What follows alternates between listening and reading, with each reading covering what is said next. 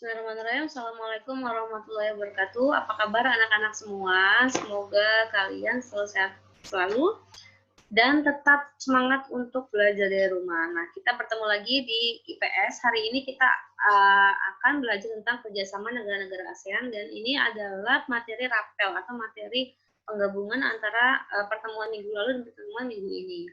Oke, langsung saja ya. Jadi hari ini kita akan bahas 3 materi, agak banyak memang.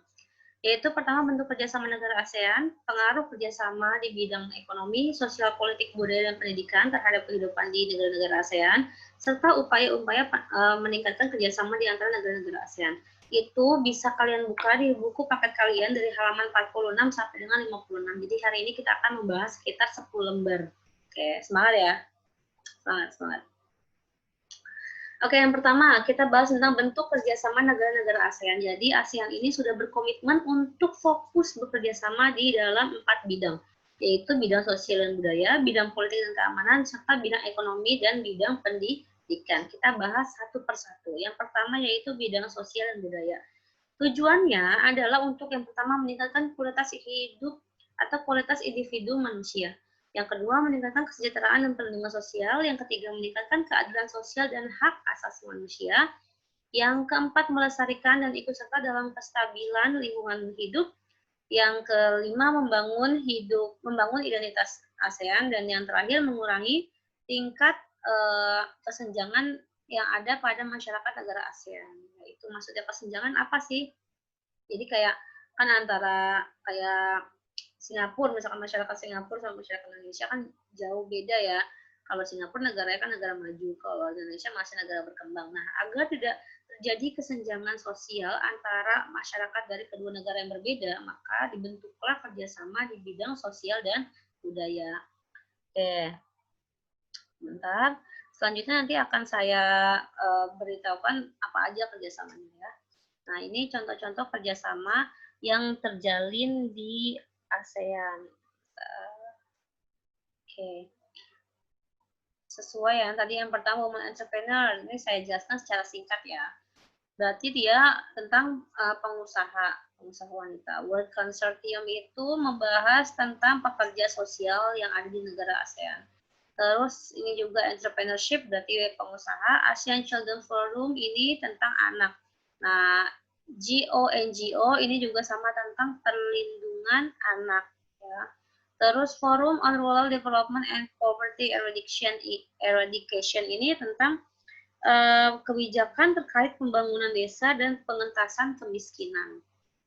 Ini juga ada, ASEAN juga melaksanakan exchange program atau program pertukaran bagi para kepala desa. Lalu ada ASEAN Forum on Migrant Labor. Migrant Labor ini membahas tentang pekerja migran, TKI ya, TKI atau tenaga kerja, bukan ilegal ya, tenaga kerja Indonesia maksudnya. Labor inspection juga masih tentang tenaga kerja, terus ASEAN juga bekerja sama dengan Cina untuk membahas tentang environmental atau tentang lingkungan. Nah, ini selanjutnya juga ada consumption and production, ini juga tentang kesehatan, yang tiga ini. Gitu. Jadi memang sesuai dengan tujuannya, yaitu meningkatkan kualitas individu manusia. Kegiatan yang dilaksanakan pun tentang kemanusiaan dan tentang sosial, juga tentang peningkatan lingkungan hidup. Gitu. Nah, ini yang paling titik beratkan ya, bidang politik dan keamanan. Ya, tujuannya pasti tentang, yaitu untuk memastikan bahwa negara-negara di kawasan ASEAN itu hidup damai satu sama lain dan dengan dunia dalam lingkungan yang adil, demokratis, dan harmonis. Perkembangan politik membentuk dan berbagi norma, serta pencegahan konflik, resolusi konflik, pembangunan perdamaian pasca konflik, dan mekanisme pelaksanaan. Nah, berikut ini contoh-contoh kerjasamanya. Yang pertama ada Deklarasi Kawasan Damai, Bebas, dan Netral atau ZOCPAN. Treaty of Amity and Cooperation in Southeast Asia. Jadi itu adalah kerjasama yang merupakan perjanjian bertujuan untuk menciptakan stabilitas politik dan keamanan di kawasan Asia Tenggara. Tuh. Terus selanjutnya zona bebas senjata nuklir Asia Tenggara. Jadi ASEAN ini atau Asia Tenggara sudah bersepakat bahwa di wilayah atau di lingkungan Asia Tenggara itu tidak ada negara yang menggunakan senjata nuklir. Declaration of Conduct of the Parties in the South Chinese DOC. Nah, ini merupakan suatu deklarasi yang sangat amat penting. Nah, di sini ada South Chinese Sea. Itu artinya Laut Cina Selatan. Kenapa sih diadakan perjanjian ini? Jadi, Laut Cina Selatan merupakan laut yang menjadi perbatasan antar negara. Yaitu diantaranya ada Brunei, Filipina, Indonesia, Malaysia, Singapura, Vietnam, dan Republik Rakyat Tiongkok. Nah, karena laut itu menjadi perbatasan dari banyak negara, otomatis akan rawan sekali nih adanya konflik di antara negara-negara tersebut, ya kan? Nah, karena itu untuk mencegah hal itu terjadi, dibentuklah deklarasi ini agar beberapa negara perbatasan tersebut bisa menyelesaikan permasalahan-permasalahan tentang batas negara itu dengan cara damai. Gitu. Selanjutnya ada ASEAN Institute for Peace and Reconciliation. Jadi ini adalah organisasi atau institusi yang membahas tentang perdamaian dan juga reconciliation. Reconciliation itu apa sih? Jadi reconciliation itu adalah penanganan pasca konflik. Misalkan ada dua negara konflik nih, dia udah damai, udah berbaikan. Nah, reconciliation itu adalah penyatuan kembalinya. Gitu. Terus ASEAN Intergovernmental Commission and Human Rights ini juga ini tentang human rights itu hak asasi manusia. Nah, ini Ministerial Meeting on Transnational Crime AMMTC. Nah, ini adalah bidang atau kerjasama yang sangat penting sekali karena di AMMTC ini membahas tentang kejahatan antar negara. Namanya kejahatan antar negara ya pokoknya yang membahas kriminalitas yang terjadi di antar negara. Nah, AMMTC ini mengadakan mengadakan pertemuan itu 2 tahun sekali. Nah, AMMTC itu punya atasan lagi yang disebut dengan SOMTC atau SOMTC ya. Nah, bedanya kalau SOMTC ini pertemuannya setiap 1 tahun sekali. Kalau AMMTC itu setiap 2 tahun sekali. Nah, membahas apa lagi sih kalau kejahatan antar negara itu? Jadi dia fokus ke dalam 8 bidang ya. Yang pertama itu adalah terorisme pasti ya, terorisme, terus juga tentang narkoba, perdagangan orang, pencucian uang, penyelundupan, bajak laut, kejahatan ekonomi internasional, serta kejahatan dunia maya. Jadi itu yang dibidangi oleh AMMTC atau AMMTC. Selanjutnya, nah kalau tadi kan lebih umum ya, Nah ada yang khususnya itu Conventional of Control Terrorism. Jadi dia ACCT ini membahas atau mengurus hal yang berkaitan tentang terorisme di negara ASEAN. Lalu ada pembentukan ASEAN Convention on Trafficking in Persons. Nah ini artinya kerjasama untuk melindungi atau perlindungan perdagangan dan penyelundupan manusia. Ya kan sekarang masih sering terjadi ya kayak ada perdagangan orang, terus juga ya yang itu terjadi secara ilegal. Makanya dibentuklah suatu konferensi atau suatu kerjasama untuk melindungi hal-hal tersebut. Selanjutnya ada ASEAN Regional Forum atau ARF. Dia lebih umum, lebih luas cakupannya dan dia juga mengurus tentang bencana alam. Jadi jika ada bencana alam, ARF ini merupakan wadah yang digunakan atau yang menjadi tempat untuk mereka saling bekerja sama memberikan bantuan satu sama lain melalui ARF. Lalu selanjutnya ada keamanan maritim atau maritime security. Nah, ini sangat penting sekali ya, karena kita tahu bahwa wilayah laut Asia Tenggara itu cukup luas dan mungkin ada satu negara yang punya batas laut yang saling berdekatan. Nah, ini tentu tujuannya adalah untuk mencegah terjadinya konflik. Jadi diadakan perjanjian itu supaya lebih jelas batas negaranya di mana dan apabila ada konflik itu lebih bisa terselesaikan secara damai. Jadi itu secara singkat ya mengenai kerjasama di bidang politik keamanan. Lalu di bidang ekonomi ini langsung ke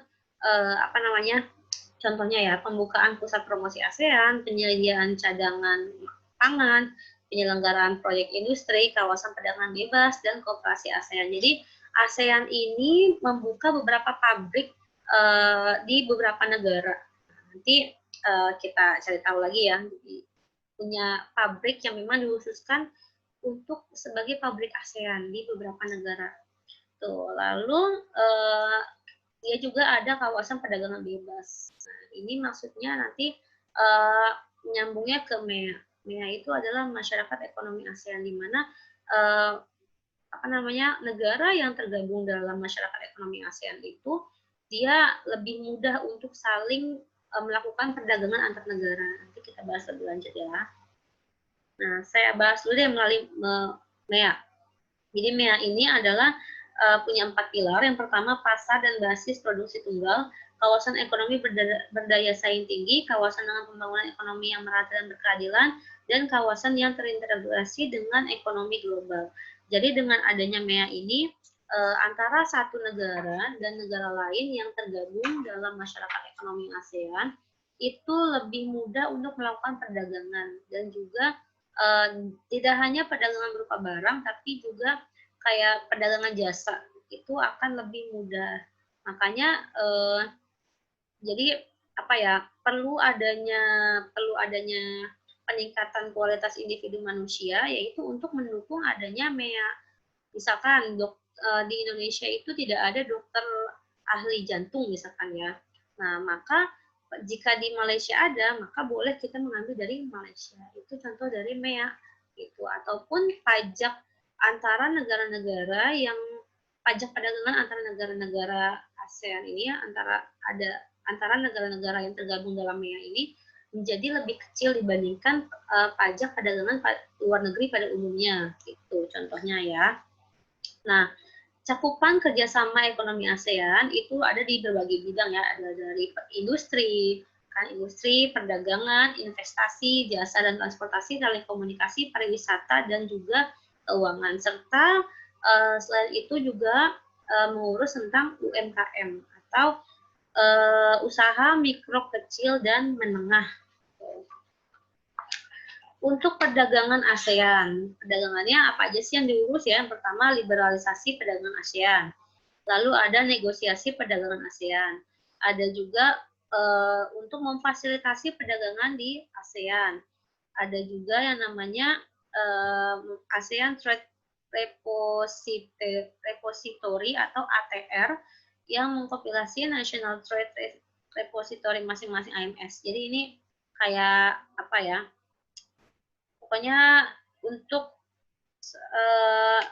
mendukung, mempercepat penyelesaian proses internal agar segera bergabung sehingga ASEAN dapat segera mengimplementasikannya secara penuh. Ini kerjasama yang dilakukan untuk mendukung perdagangan juga.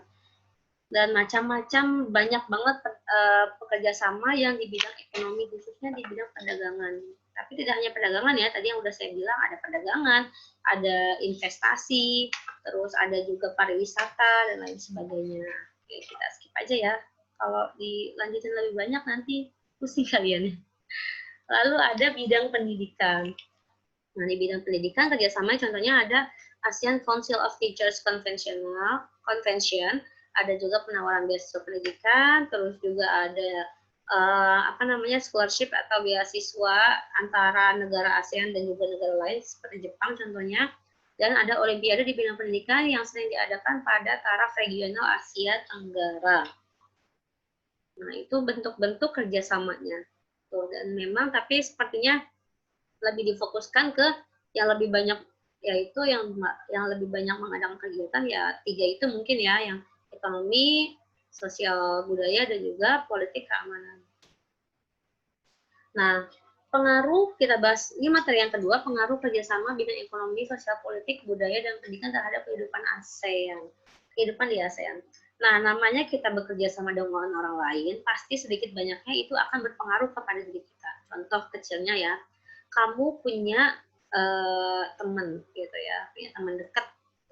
Kamu sama teman dekat kamu itu sering tolong-menolong, sering membantu, sering sharing, dan lain sebagainya. Pasti sedikit banyaknya itu akan merubah hidup kamu, entah itu menjadi lebih baik ya pastinya ya, namanya kerjasama untuk menjadi lebih baik. Nah, salah satunya juga itu terjadi di ASEAN juga sama, karena adanya kerjasama otomatis ada pengaruh yang didapatkan oleh setiap negara. Yang pertama yaitu terbentuknya masyarakat ekonomi ASEAN yang tadi saya bilang. Selanjutnya menimbulkan interaksi sosial antar negara. Nah, interaksi sosial ini contohnya seperti ada di buku kalian, itu kayak pengungsi yang datang dari Myanmar. Nah, itu sebenarnya kan ilegal ya. Kalau kita perhatiin itu memang seperti ilegal, penduduk ilegal yang berusaha melarikan diri ke negara lain. Gitu. Tapi karena ASEAN itu sudah berkomitmen untuk menyelesaikan segala konflik dan juga saling membantu antara satu sama lain, maka akhirnya penduduk ilegal itu bisa diterima di negara lain karena timbulnya rasa simpati atau ini mementingkan dari jiwa dari sisi kemanusiaannya gitu. Jadi interaksi-interaksi seperti itu bisa timbul karena adanya kerjasama antar negara ASEAN gitu. Jiwa sosialnya, terus sikap kemanusiaan dan tenggang rasa antara satu negara dengan negara lain itu lebih kuat gitu ya. Terus banyak kegiatan yang menonjolkan kebudayaan sebagai faktor yang penting bagi pembangunan komunitas ASEAN secara berkesinambungan.